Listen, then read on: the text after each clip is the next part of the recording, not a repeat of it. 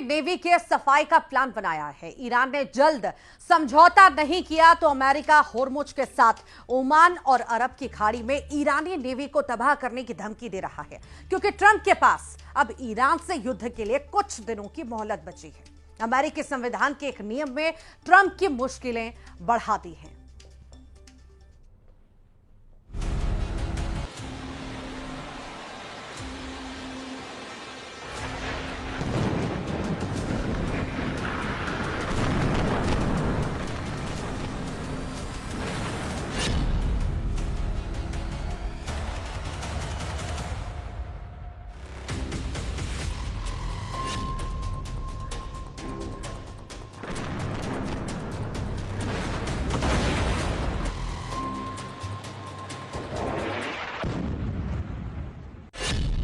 Trump के पास युद्ध जीतने का टाइम कम है।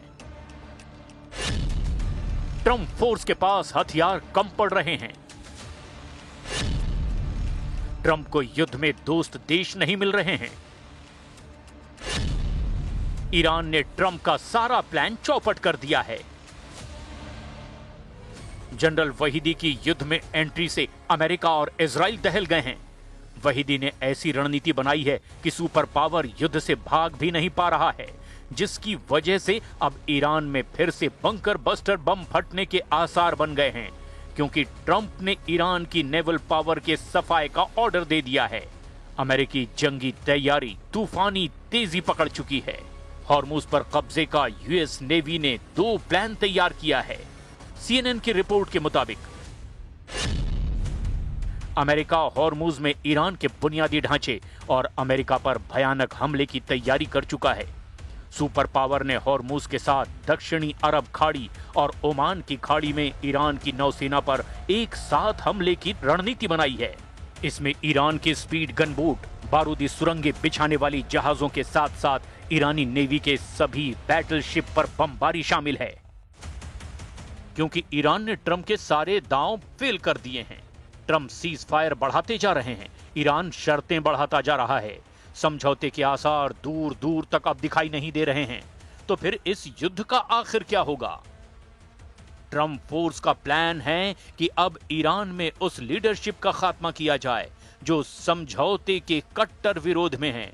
ईरान की सेना से जुड़े उन लोगों के नाम भी अब आप जान लीजिए जो अमेरिका के टारगेट पर हैं, जिनका अभी टोटल कंट्रोल है ईरान पर।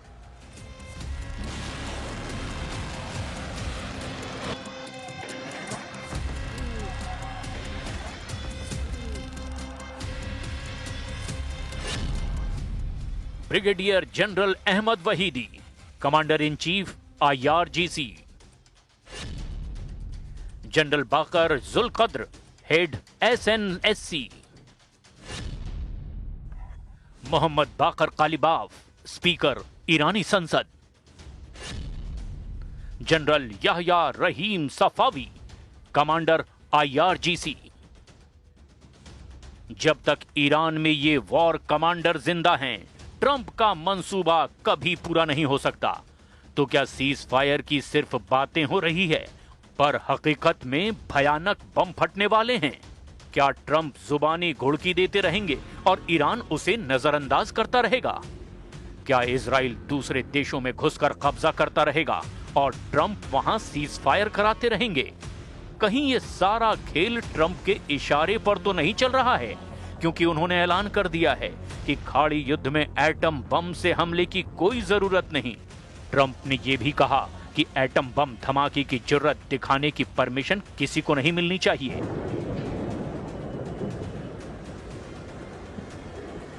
Needed.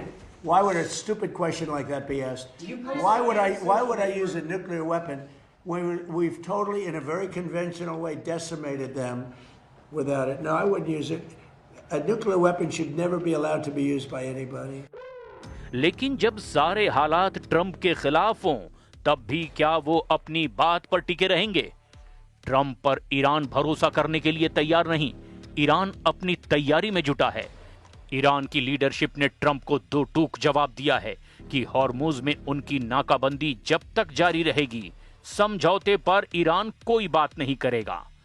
ईरान के विदेश मंत्रालय के प्रवक्ता इस्माइल बाघेई ने कहा कि एटमी हथियारों का मुद्दा फ्लॉप हो चुका है।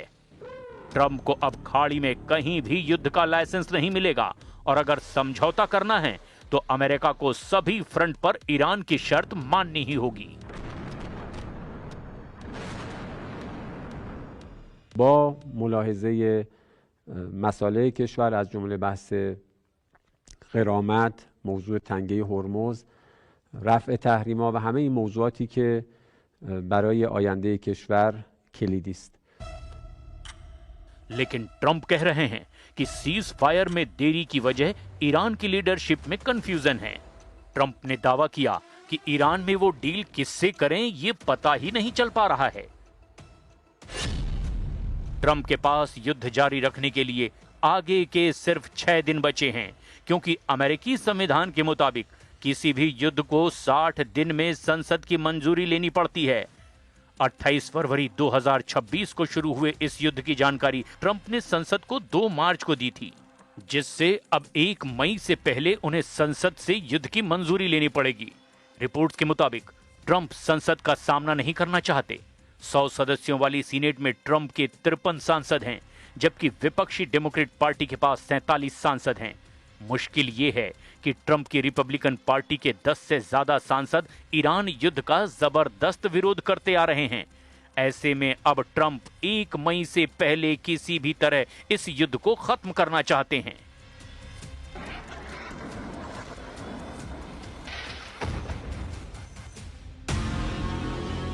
ट्रंप के पास दूसरा ऑप्शन ये है कि वो 30 दिन का एक्स्ट्रा टाइम ले सकते हैं, लेकिन इस टाइम में अमेरिकी सैनिकों की घर वापसी जरूरी होगी, ना कि युद्ध।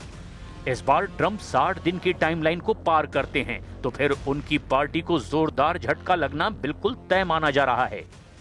लेकिन ट्रंप फिलहाल किसी बात की परवाह करने के मूड में नहीं हैं। उन्होंने कहा है कि ईरान डील करता है तो ठीक, नहीं तो वहां कुछ सलामत नहीं बचेगा।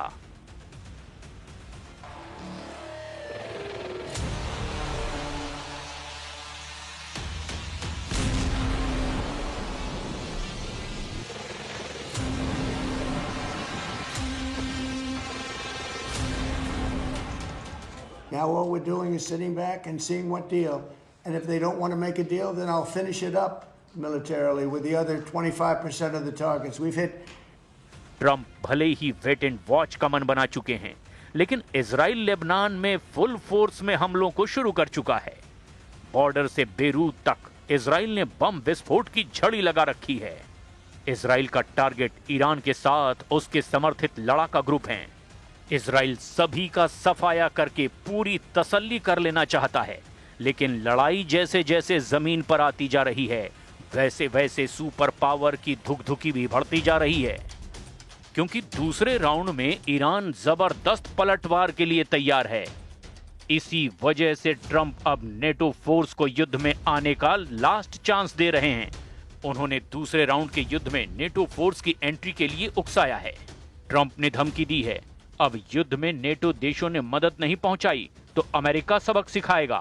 रॉयटर्स के मुताबिक पेंटागन ने स्पेन को नेटो से बाहर करने की मांग की है, क्योंकि ईरान युद्ध में स्पेन ने अमेरिका का खुलकर विरोध किया है।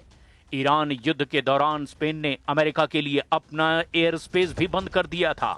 पॉलिटिको के मुताबिक ईरान युद्ध के बाद अमेरिका ने नेटो के भीतर अच्छे और बुरे देशों की एक लिस्ट तैयार की है।